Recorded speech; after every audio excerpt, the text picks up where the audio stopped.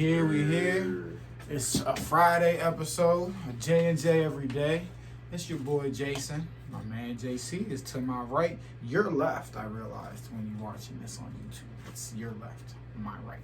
So, yeah. But we're here, man, on this Friday. And we're going to basically be covering the Washington football team story that broke.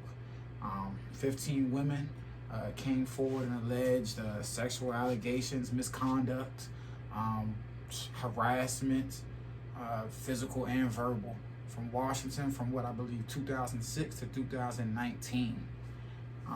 Obviously all under Dan Snyder, who's still the owner. So we're going to dive into that, get into our thoughts, and we're going to run down the article with y'all. We'll get into all that right now. Yep. Just to say, man, before we get started, man, I just feel bad for all the ladies that go through things like this, man, and we don't see it because we're not in groups like that to even be in the conversations of things that would happen like that, or we're not ladies, so, you know, we don't go through that, or we don't see things like that, or we don't experience the abuse that they go through, or, you know, they basically get hassled like all the time, you know, and it's just terrible. 24/7. Reading this, man, I almost wanted to cry because like people shouldn't be talking to nobody like this, especially ladies. Yeah, and with the way it's detailed in the article, which we'll get to in a second, it's just, you know, you hear about things like this, obviously, you know, things like this go on, but then when the way again it was detailed in the in the article, to just sit there and think that, you know, things like these things happen all the time and folks don't speak up, you know, who can speak up and put an end to these things. It's really disappointing, but it just highlights how far we have to go, you feel me, in our society as men. I don't even want to say as, you know, people and include women in this. I'm just going to say as men, and that's what I'm speaking for today when I'm talking about we have to do better through this episode. It's, you know, it's men, not women. And so we'll run it all down right now, man. Washington football team story. It's out there. It broke. We're gonna go ahead and start off. Yes, sir. Popcorn read this joint. Yeah. Because it's pretty long and it's pretty nasty. A few months after Emily Applegate started working for the Washington Redskins in 2014, she settled into a daily routine.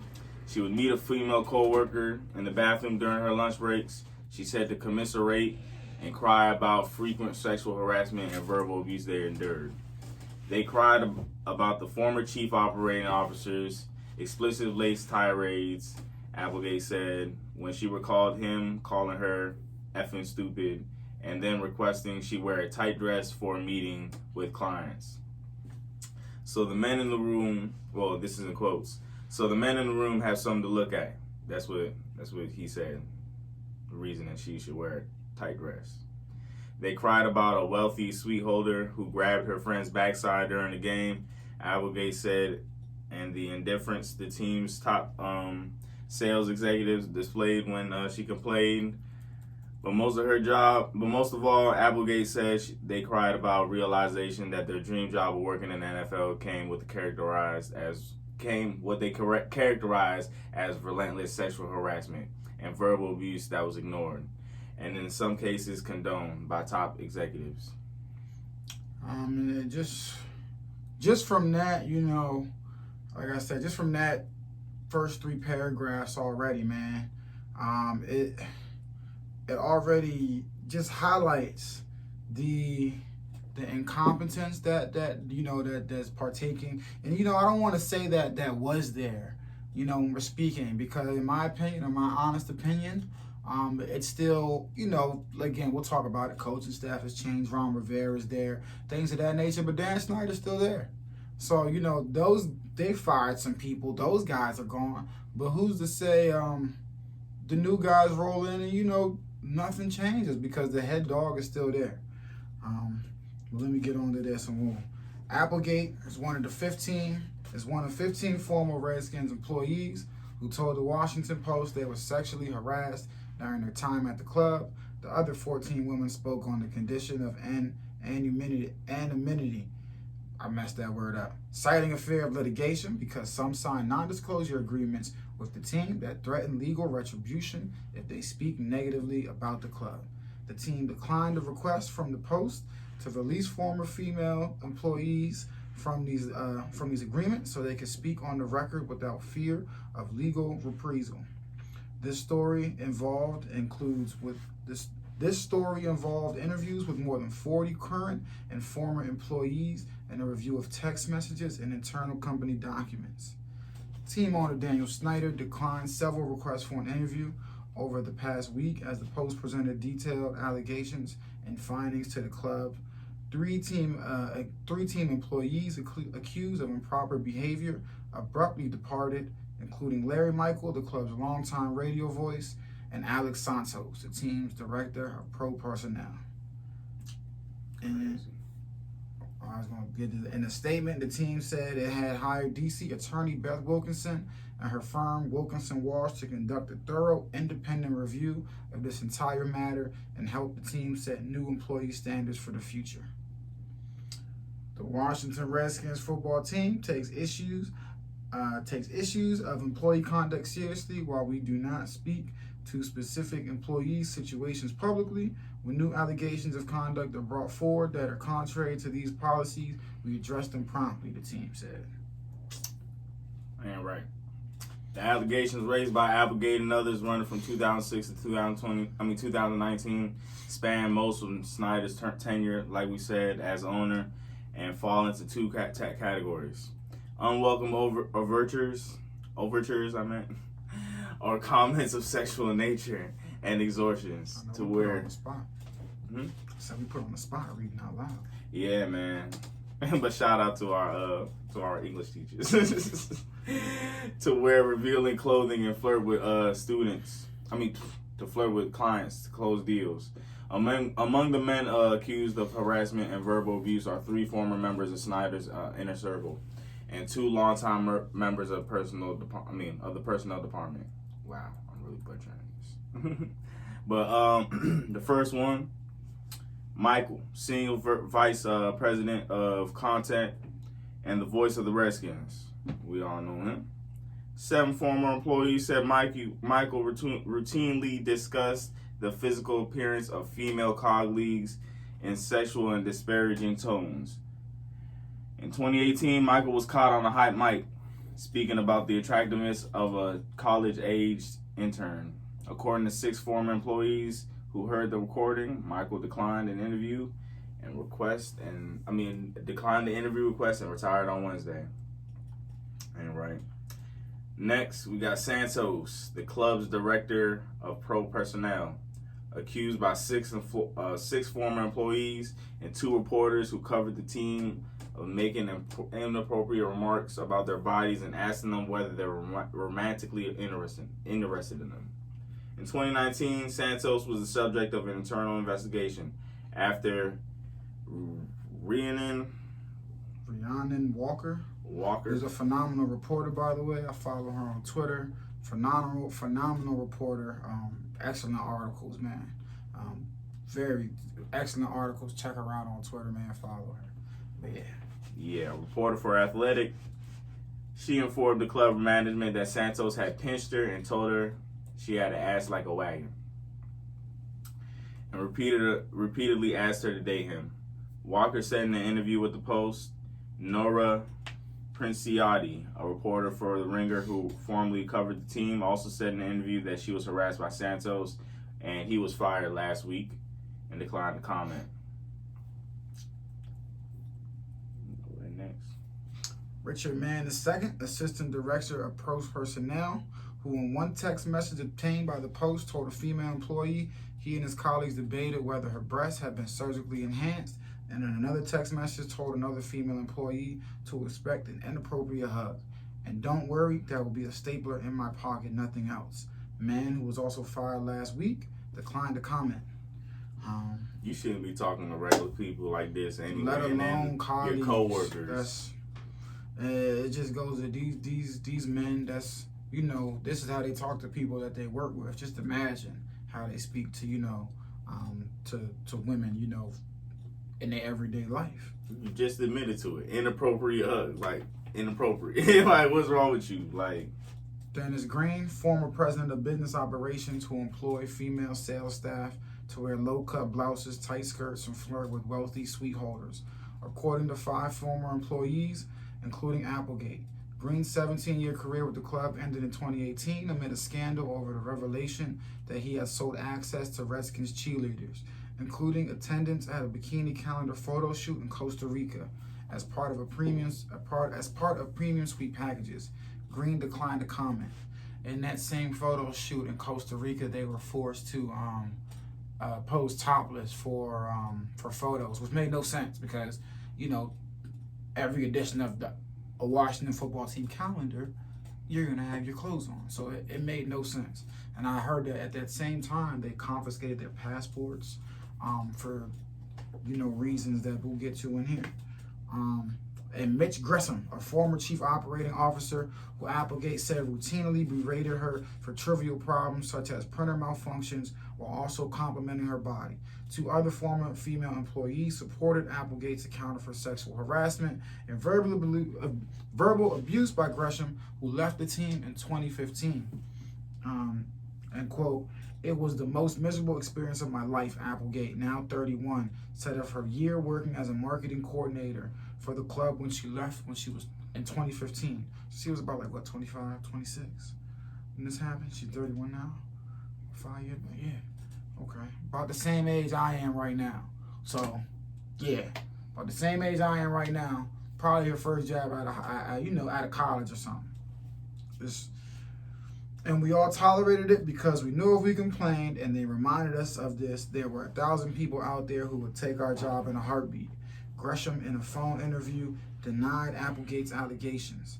"I barely even remember who she is," Gresham said. "I thought the Redskins was a great place to work. I would apologize to anyone who thought I was verbally abusive." None of the women accused Snyder or former longtime team president Bruce Allen of inappropriate behavior with the women, but they expressed skepticism that the men were unaware of their behavior. "I would assume Bruce Allen knew because he sat 30 feet away from me and saw me sobbing at my desk several times every week," Applegate said. Allen, who was fired at the end of last year, declined to comment. While Applegate and others didn't accuse Snyder of acting improperly with women, which I think that's only because they signed NDAs most likely, because there was other women that said that they didn't want to comment because of NDAs. Because I'm kind of confused. How can all this be happening around Snyder and he's not participating? Like, if you're not participating, then you should stop that stuff. I don't understand. So, and whatever. But let's continue. Not participating, then aware, I don't know how you can even watch and just let it go if you'd have to be with it. I don't understand, but let's go. They blamed him for an understaffed human resource. Oh, this is another crazy part. Understaffed human resource department and what they viewed as a sophomoric, what is that word, man? Sophomore? Yeah, that's sophomore. Sophomore culture. I said, what was the definition of that, John? I guess it's just, immature, I guess. Yeah. Sophomoric culture of verbal abuse among top executives that they believe played a role in how those executives treated their employees. Snyder routinely belittled top executives, according to 3 former members of his executive staff, perhaps most intensely Green, the former sales executive, whom Snyder mocked for having been a cheerleader in college. After one executive meeting, according to one former employee, Green said Snyder had ordered him to do cartwheels for their entertainment. "I've never been in a more hostile, manipulative, passive-aggressive environment, and I worked in politics," said Julia Payne, former assistant press secretary in the Clinton administration, who briefly served as vice president of communications for the team in 2003. So, yeah, if she was... You have someone, former... in politics, and you're saying the Redskins saying that this is, Payne did not witness or endure sexual harassment, she said, but she supported what many other former employees said about the culture under Snyder. And I don't believe that either, that she didn't witness or hear anything about it. But she said she supported many. She said she didn't witness or endure it. I mean, I believe it. If she says she didn't witness, You know, just like us, we hear about it all the time, but for some reason, we're never, present when it happens. It's possible to not witness it or endure it. I mean, it's possible. I don't think, I think it's possible. It's definitely possible to not see it. But regardless, it's like you said, she supports it. She continues on to say, with such a toxic, mood-driven environment and the owner behaving like he does, how could anyone think these women can go to HR? For real, though. And HR was that one woman. That was it. That didn't even make sense. On the first day of working for the team, new employees are given a manual that describes organization's core values. And I don't even need to read that. You already know. Everybody has their job with core values, and it's just a bunch of bull. Clearly, it was a bunch of bull here. While there is a section discussing sexual harassment, many former employees said if there is a process for handling sexual harassment complaints, it is never discussed in the club's brief onboarding process, which should be illegal because even these small jobs talk to you about sexual harassment. Moving on. The team's human resources staff consists of one full-time staffer who also performs administrative duties at team headquarters. Doesn't even make sense. Responsible for more than 220 full-time employees, according to several former employees. There's no HR, said one former veteran female employee who left in 2019. And there was never a reporting process, nor was one explained to new employees how you should report something. It doesn't make any sense. In a statement, the Redskins pointed out that the team hired a new human resource manager in 2019, and the employee works with the team's legal department on any issues involving employee conduct. Still one person though. Still one person. Man. Former employees said the first weeks at Redskins Park also came with an informal but invaluable orientation administered privately by veteran female employees who warned them to avoid certain people and places, such as the staircase near the entrance to the team headquarters.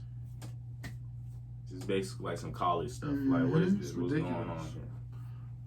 Lined at the top with transparent plexiglass. The stairs descend from the lobby to the locker room and training area. And someone standing at the bottom can look up the skirt of a woman standing at the top. One former female member of the executive staff learned this lesson early in her tenure, she said. When she looked down to see a male trainer 2 floors down, staring right back up, walking step for step with her. He even leaned to get a better angle, the woman said. He wasn't even trying to hide it. For many women, their jobs with the team were their first out of college. Several expressed a sense of shame and said they realized they had accepted behavior years ago that they now realized was inappropriate, such as an unwanted shoulder rub or a compliment about their legs. It was my first job, so I kind of normalized it, said a woman who worked for the club for several years and departed in 2019. And it was happening to every single one of my female co-workers under the age of 40. Man, that's just nasty, man. See through, and then basically a see-through. And then you got people looking up.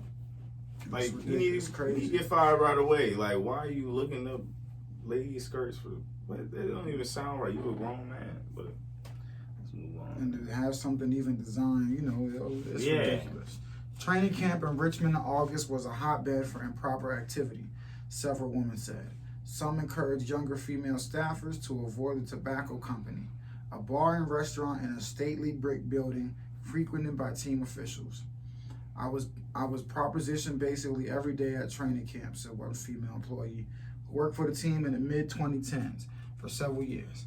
The overtures came in the form of a whispered invitation from one coach at the tobacco company to his hotel room, she said, as well as emails and text messages from other male staffers, also disclosing their room numbers and offering invitations for late-night visits.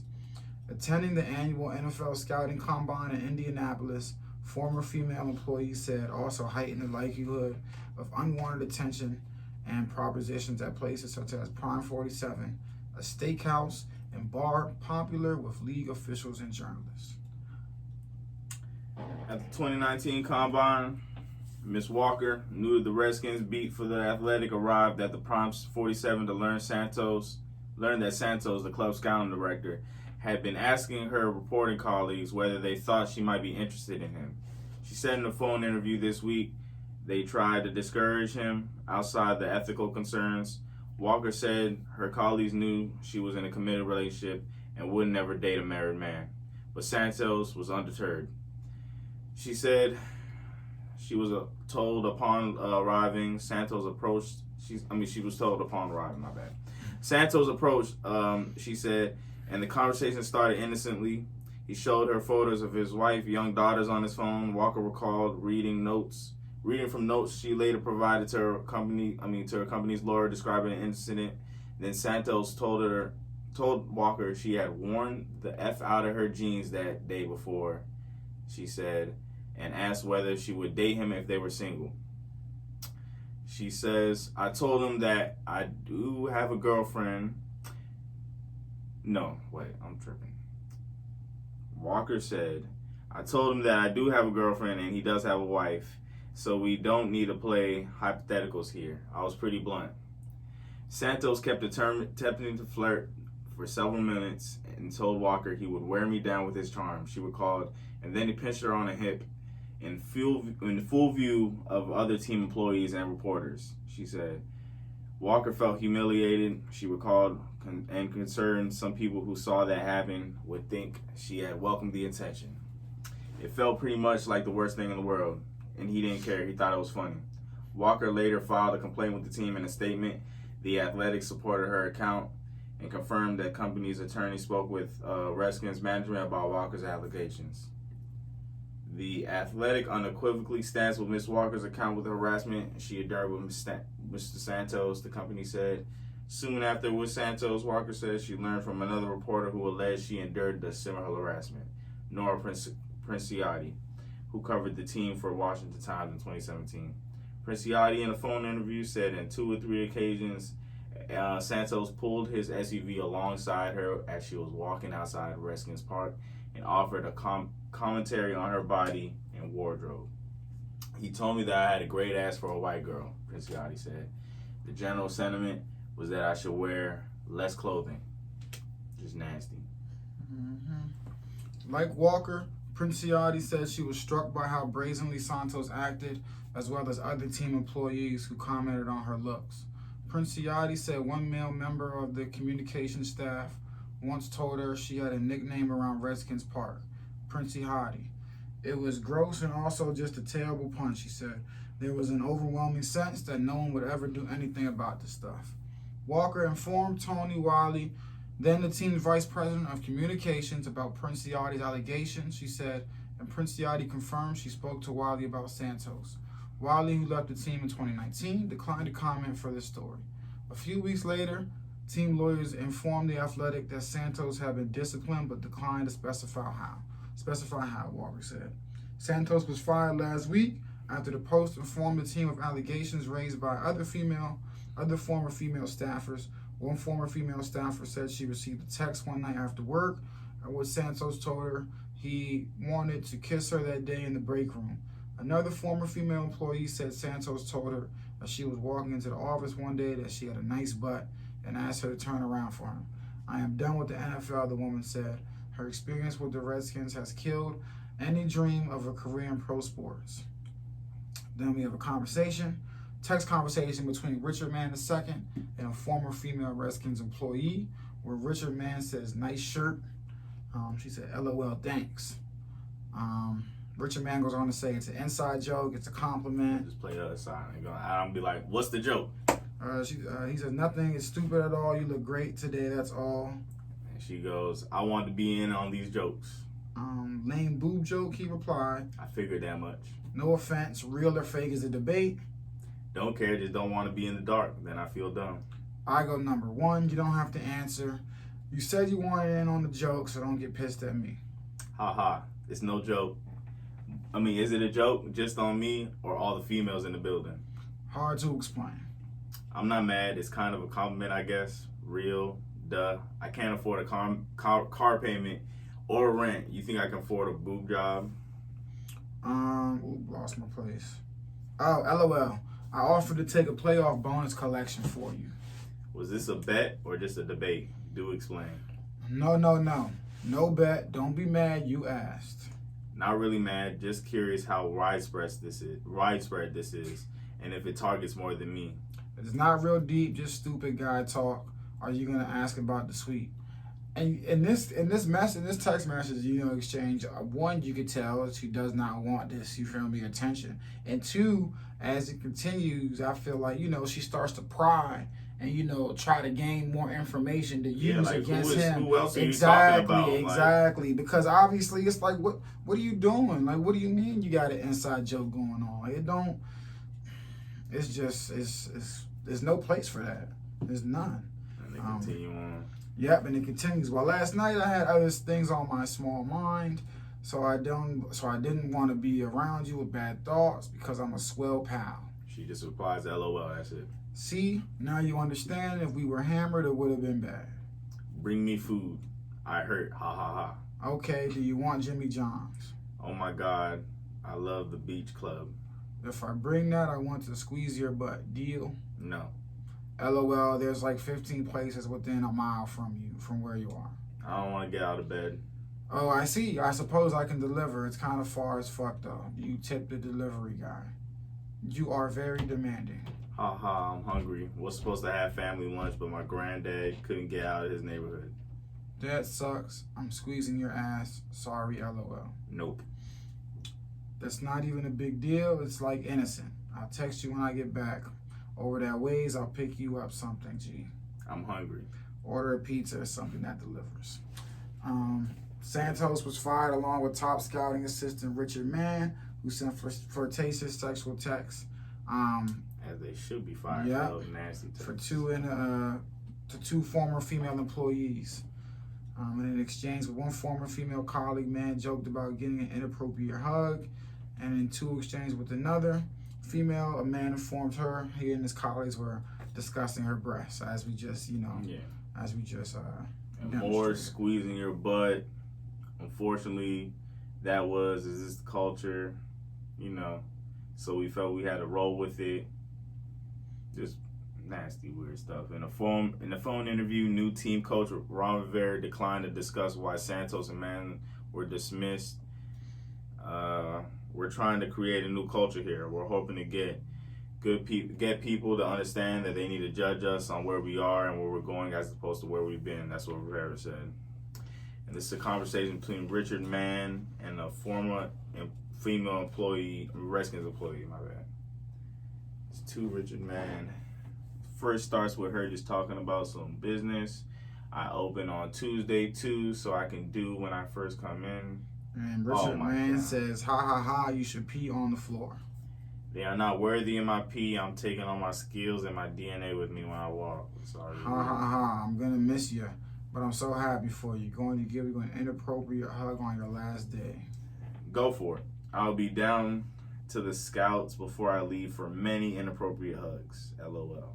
Deal, and don't worry, that would be a stapler in my pocket, nothing else. LOL. And that's pretty much the end of that. Yeah.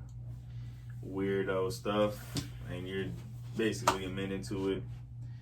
The next thing is the voice of the Redskins. Mm-hmm. To the fans and general public, Larry Michael is perhaps one of the more consistent aspects of the franchise, marked by a regular personnel turnover. The team's lead play-by-play broadcaster for the past 16 years, Michael has also served as senior vice president in charge of contact, overseeing the club's website and video department. But among his mostly male staff on the video and digital team, Michael for years had become a growing source of discomfort, according to former employees, because of his penchant for off-color commentary about female colleagues. Sorry, guys. Let me drink some water. I got you. I'll take over. I lied. It was objectifying. It was always derogatory. I wouldn't even know what to do. I would just have to shake it off. One former male staffer said, "We were just afraid of our jobs and trying to make it." During training camp in 2017, Michael saw a young woman from the sponsorship staff walk by. turned to one of his staffers and commented on her tight ass before adding a remark about her social life. He said you can't mess with her though, because you know she's effing every guy on the team, right? Said this staffer who afterward mentioned the comment to 4 colleagues, including a veteran female employee. I was mortified but not surprised, the female employee said. Years earlier, Michael had squeezed this woman's face after a late night taping of the team program and told her she was so cute. Another comment recalled by 2 former employees involved with a female colleague of Egyptian descent. He said it looked like she definitely had a little Greek in her because of her lighter skin complexion, as well as that ass, one former male employee said. None of these employees filed formal complaints, they said, because they never thought anything would come of it. And I'm not surprised. I mean, probably wouldn't have came up with nothing. They are not getting rid of the voice of the Redskins, over $30,000 a year marketing manager, one former male staffer said. I guess they're surprised that he actually left this time, but yeah. Yeah, I mean, hey, if you're just a regular worker, I don't blame him. There's no need to bring it up. They probably wouldn't get rid of him at all. Michael was the subject of one complaint in 2018, according to 6 former staffers, after he was recording discussing a female intern during practice one day. The incident occurred as Michael was being filmed for a team video production, former employees said, and an intern walked by. Former team employees who heard the video had different recollections of the precise wording, but agreed that Michael remarked about how attractive he found the intern, who was in college. It was disgusting, said one of the former female employees, who heard that audio. This is a grown man who could be my grandfather, and he's talking about someone younger than me. One female employee complained about the video to the club's legal department, and the team attorney took the hard drive from the employee who had discovered the video. When the lawyer returned the hard drive, the employee said the file had been deleted. It was unclear to staffers aware of the incident whether Michael was disciplined. The club's legal department removed the file from the hard drive and maintained the file in the organization's confidential HR/legal records, where it still resides, the team said in a statement. On Wednesday morning, the Post requested an interview with Michael and informed club officials about comments attributed to Michael by his former employees in the hot mic incident. Hours later, Michael announced his retirement. After 16 great years, my time with the organization is over, Michael said in a statement. On to the next chapter. He was fired. They let him step down, but he shouldn't have been allowed to retire, because now he retires with, probably pension, probably all them good things that come with that. Now they should have fired him. He should have been fired. Paragraph, volatile environment. Before Emily Applegate changed jobs in December 2014, moving from working at FedEx Field to the team's marketing department in Ashburn, she was warned by coworkers about her new boss, Mitch Gershom, she recalled. The club's chief marketing officer had a reputation for an explosive temper, Applegate said, but not sexual harassment. I guess I was lucky enough to be more his type, Applegate said. Gresham also often commented on her body or appearance, she said, in tandem with insults about her work performance. He would tell me I was stupid for not being able to print something out the way he wanted, and directly follow with, "Oh, did you run the extra yesterday? You look really good," Applegate said. Gershom told Applegate never to wear flats, only heels, she said, and suggested form-fitting dresses for nighttime events with premium clients. He also inquired about her dating life and expressed concern she didn't have a boyfriend, she said.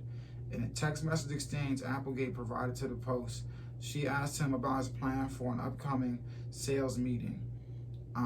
No part of it, no worries. Go find a dude, he replied. There was also routine outbursts of rage, Applegate said, such as when Gershom got lost on the way to Joe Theismann's restaurant in Alexandria after he asked her to print directions for him. All he had to do was type it in the GPS, and he spent 20 minutes screaming out how effing incompetent I was for not giving him proper directions. She said I would leave work crying probably 4 days out of the week. Gershom, in a brief phone interview, alternately denied and said he didn't recall conversations referenced by Applegate. I can't comment on something I can't remember, he said. And you just got a text message here. What's your plan for the Master Pass review? It's 2:30. Premium meeting is at 2. He replies, I no part of it, no worries, go find a dude. She replied, rude. One team executive reportedly repeatedly commented on Applegate's appearance. She said, Dennis Green, who held the high-pressure job of overseeing sales on luxury seating, and premium suites at FedEx Field. On one occasion, Applegate said Green complimented her on her leggings she was wearing. He made a comment about how great I looked in these leggings because they were so tight, she said. That was actually the only time Mitch said something like, Dennis, you can't say something like that. Women who work for Green hold conflicting feelings about their former boss. While they acknowledge he made inappropriate remarks and pressured them to wear revealing outfits and flirt with current and prospective suite holders, they were aware Green faced tremendous pressure from Snyder to sell expensive seats for a team whose on-the-field product often made his job challenging. Snyder would humiliate Dennis in front of other executives because he was a cheerleader in college and Dennis took everything. He did everything and anything he had to make sure those suites were sold out year after year, one former saleswoman said. But even though sympathetic to Green, said his conduct left them with emotional scars. One saleswoman who worked in the 2005 to 2010 timeframe recalled that Green repeatedly offered to connect her with a plastic surgeon if she wanted breast enhancement surgery. He said that he knew a doctor who had performed several procedures for cheerleaders, she recalled, and that he could get her a great rate. Reducing a young woman to thinking that she can only do her job well if she wears a certain thing or exposes a part of her body is demeaning, this former saleswoman said. It puts women in their place. And the last paragraph, retribution concerns. I ain't even trying to hear about their retribution, man. What they trying to do?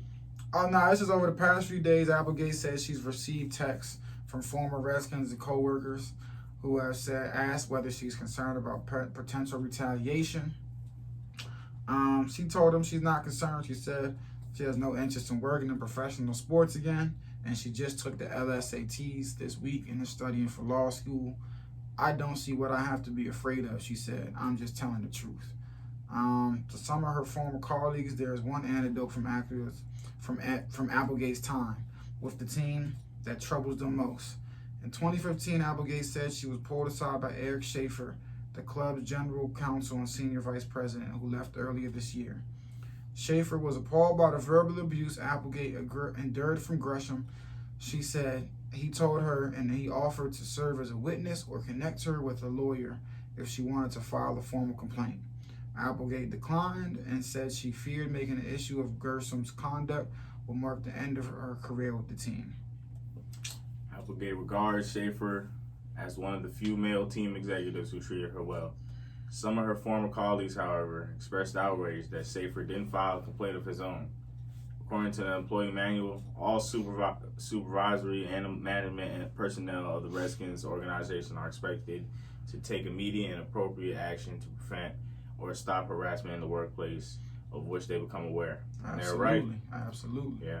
Schaefer declined to comment because he knows he's wrong. Mm-hmm. Applegate says she understands why he didn't make an issue of her treatment in 2015. It's the same reason she never filed a complaint. I needed to keep my job, she said. And when it came down to it, 98% of the people making the decisions on stuff like this based on needing to keep their jobs. Which is why stuff goes on for so long. Yep. Stuff like this goes on for so long because of that. But that is a piss poor excuse. Yeah. And it's not flying anymore. It should have never flew in the past, and it's certainly not flying in today's day and age. Stand up for something or don't stand for anything at all, man. That's a terrible excuse. You're gonna lose your job. I understand. You need it, but man, the article, what they endured. And you just think about it. I'm a diehard Washington fan. I've been a diehard Washington fan. My dream was to work for Washington. Still would like to work for the Washington football team if presented the opportunity. Just think about it from a lady's perspective. Your first job out of college, it's your dream to work for that team, and those are the conditions. That's the abuse that you're forced to deal with day in and day out. Man, that's a nightmare. And to Applegate's point, man, she never wants to work in sports again. You know what I'm saying? She completely distanced herself from that. And that's sad because we need more women in sports. Exactly. We need more women in sports. But when you read an article like this, it's like, man, how could I go and try to encourage ladies to get into sports, and get into sports media when I know that things like this are going on? It would be what's the word here, man? It would be inappropriate of me to encourage them to, to put themselves in an environment like that or a position like that, because it's not right, and it shouldn't. And again, I don't think I think things are going to change because I do believe in Ron Rivera, and I do believe if someone can change that culture, it's Ron Rivera. But man, Dan Snyder's still there. He's still there, and Dan Snyder, folks have said this is not enough for Dan Snyder to leave and get forced out, and frankly, I think it is. I think it should be, because I think he knew. About all of this, and this is just somebody was sobbing 30 feet away from him or whatever. Why wouldn't he ask? Well, that was Bruce Allen. But either way, Dan Snyder probably heard about that. These top executives, you're in the same umbrella. You're there. You heard about it. You see the see-through glass. You see exactly. You know there's a culture there. There's a problem. Speaking One of person Ron Rivera, in the HR, man. Our boy Kadar asked us, you think Ron Rivera would have still taken this job knowing what had happened in D.C.? Nope. No, I don't believe so. Definitely not. No. And he also asked, do you think other teams in the league are going to get exposed like this in the future? Yes. I hope they do. I if they're actually this do nasty. think that this is going to expose a Pandora's box that needs to be bust open. I think it needs to be, we got to bust it open, but they say tear it down and rebuild. We got to bust it open, tear it down, and rebuild. I do, because you never know. A lot of people are going to be like, oh, couldn't be my team. Patriots fans said the same thing before Robert Kraft probably was busted in that little parlor. We never know what's going on behind these closed doors, but we can only speculate. People with this type, this type of money, this type of ego, and just conceitedness and arrogance. They never think that it'll be them that gets called out. And so that's what we need. We need people to call them out. Let folks know that no, you behave like this in front of me, or we're gonna call you out. That's the only way to stop them, because you keep letting them slide and letting them get by, and they're just gonna keep doing it. So it's up to us, because it's disgusting. And to be frank with you, to be honest with you, I think that this article is just what they have for the moment. And I'm going to be honest with you. I think that because I've heard inklings of Jay Gruden, we probably won't even touch on today Jay Gruden misconduct. I think that this might be just the tip of the iceberg for Washington. We might not be done hearing about misconduct coming out of Washington as far as this is concerned as well. Because listen, I've never spent a day up there, but I know it's deeper than this. I know that. And if some of these ladies are able to, get out of their NDAs, or if some of these ladies just decide to say, F it and screw the NDA, then, unfortunately, the things that we have coming out, will be even more damning to people. And I think they, those that be damned deserve it. They deserve to get dragged through the mud. This is unacceptable. Yeah. Just another show of gross misconduct in the workplace towards towards ladies, towards women, and that's in any workplace, sports. Whether you're in the kitchen, I used to be a cook. Yeah, so I used to see the same kitchen, nasty things. Like it's just we gotta do better, man. Yep. But for sure, we'll see you guys on Wednesday. We'll have more if anything else comes out of this, man. We'll definitely have more with y'all, but we thought we had to come out here and at least, if some of y'all haven't read the article, now you listen to it and you'll get the gist of it. But more will come out of Washington, man. Stay safe. Change every day.